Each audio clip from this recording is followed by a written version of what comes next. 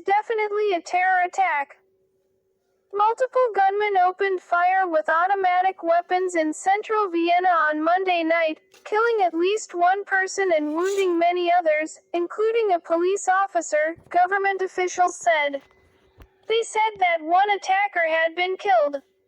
At least 15 people were wounded in the attack and were being treated in hospitals, according to the spokesman for the Hospital Association. At least 7 of the wounds were serious, according to Vienna's mayor. It is definitely a terror attack, said Austria's Chancellor, Sebastian Kurz. By late Monday, it was still not over. The police managed to eliminate one perpetrator, Mr. Kurz said, but there are still several perpetrators at large. Karl Nehammer, Austria's interior minister, described the perpetrators as heavily armed and dangerous, and said, "We are still in a battle against suspected terrorists."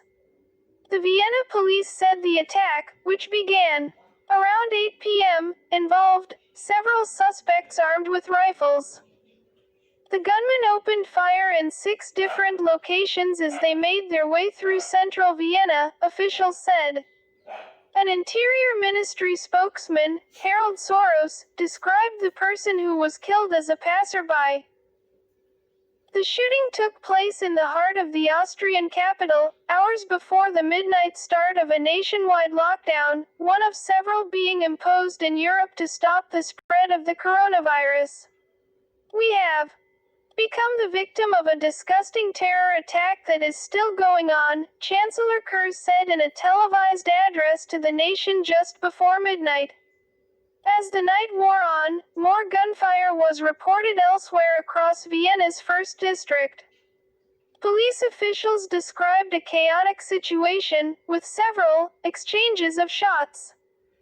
Emergency vehicles blocked off streets and a streetcar line through the area was shut down. The chancellor said he had called in troops to ensure the security of Austria's official buildings, freeing up the police to concentrate fully on the fight against terror.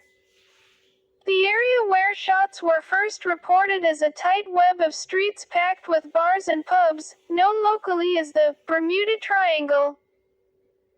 It is also home to Vienna's main temple, the Seidenstedtengasse synagogue, but it was not clear what was the intended target or targets of the attackers. The president of the Jewish religious community in Austria, Oskar Deutsch, said on Twitter that the initial shooting had occurred in the immediate vicinity of the temple, but that it was closed at the time. "It is not clear right now whether the main temple was the target," he said. The police took to Twitter to urge restraint. "Please don't share any rumors, accusations, speculations or unconfirmed numbers of victims," they said. "That does not help at all.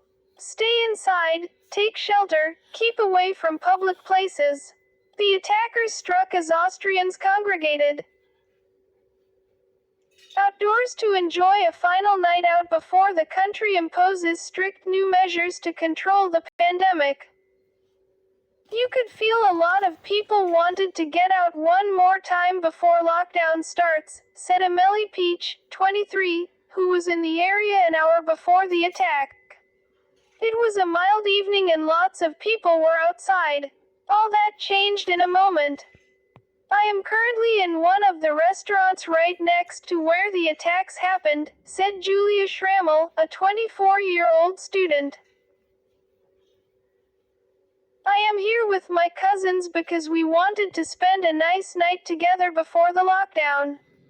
At first, Ms. Schrammel said, the magnitude of what was happening was not clear. "We just saw quite a few people running, had no clue what was going on, then heard the shooting and a few people screaming," she said. The restaurant was eventually locked down.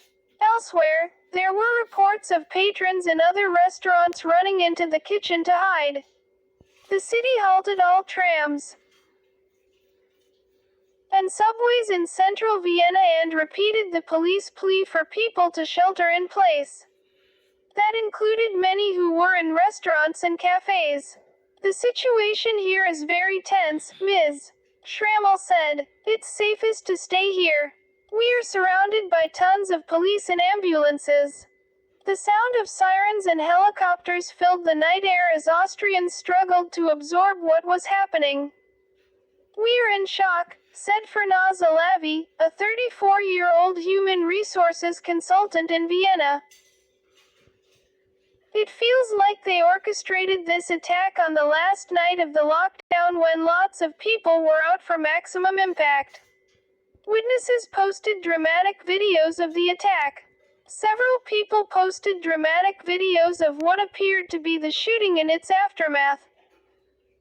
One video showed people aiding a wounded person lying in a pool of blood, just outside a restaurant on Ruprechtsplatz and less than a mile from the Austrian Parliament building. Several chairs in the restaurant's outdoor area had been overturned, as if abandoned in a hurry. Another video showed a man in civilian clothing emerging from a bar or restaurant, then firing a rifle twice down a street. Yet another video appeared to show the same gunman on the same street, shooting a man with a long gun at close range, then returning seconds later to shoot him twice more with a handgun. Other videos showed people running for cover or ducking behind obstacles as shots echoed through the streets. And heavily armed police officers taking up positions. On Twitter, the Vienna police pleaded with witnesses not to post videos and pictures to social media, but instead to send them to the authorities. A city that sometimes finds itself in the crosshairs. Austria, and Vienna in particular, has been a target over the years for terrorist attacks, often with deadly outcomes. Religious and political tensions, sometimes with no clear connection to Austria, have led to sporadic violence that has killed and wounded both civilians and political figures there. In 1975, a meeting of the Organization of Petroleum Exporting Countries in the city was stormed by 6 men with submachine guns. They killed 3 people and took at least 60 hostages. A group that claimed responsibility cast the attack as an act of political contestation and information, aimed at the alliance between American imperialism and the capitulating reactionary forces in the Arab homeland. In